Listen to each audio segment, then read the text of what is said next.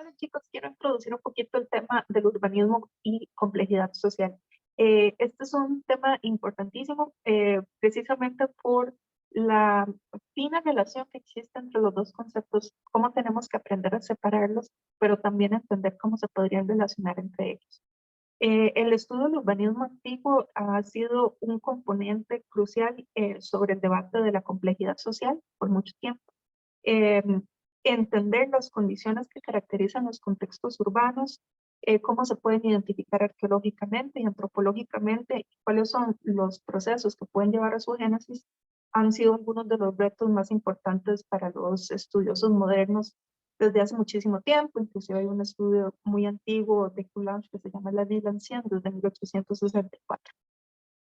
Aún así, todavía nos cuesta identificar correctamente, tener una definición operativa con la que podamos identificar en el mundo arqueológico este tipo de patrón de organización social, utilizarlo de manera cross-cultural, pero además separarlo en sí del desarrollo de la complejidad social. La naturaleza de las ciudades antiguas es importante en esa estructura como decía, está muy relacionado con la complejidad social, con el establecimiento de formas jerárquicas de autoridad central y con la organización del Estado antiguo. A veces decir para un arqueólogo que su sitio tiene un estatus urbano en áreas donde tal vez normalmente no se ha dicho antes, tengo la primera ciudad en el mundo, cosa que sucede, a veces sucede cuando se habla de Chapalhuyuk, a veces sucede cuando se habla de Jericó, a veces sucede también en las Américas, hablando de la primera ciudad como Montelmán.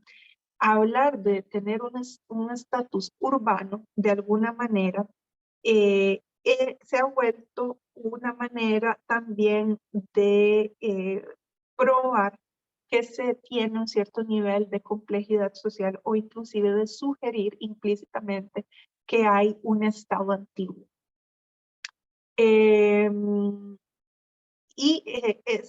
Esa idea está un poco asociada con la idea de que no dar un estatus de ciudad a algunas culturas pueda también decir que se le considera una forma social menos evolucionada. En otras palabras, que si usted tiene una organización espacial poco integrada, poco densa, eso también quiere decir que tiene una sociedad menos integrada y menos jerarquizada.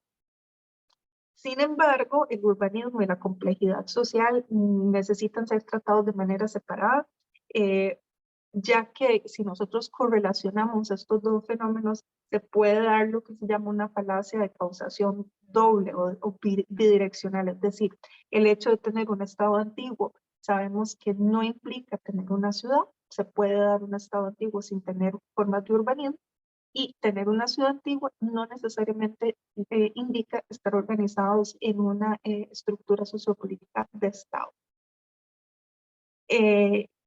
Y entonces hay que tener en cuenta que las urbanizaciones, las configuraciones urbanas pueden producir una serie de estructuras sociales diferentes y que pueden ser el resultado también de estructuras sociales diferentes.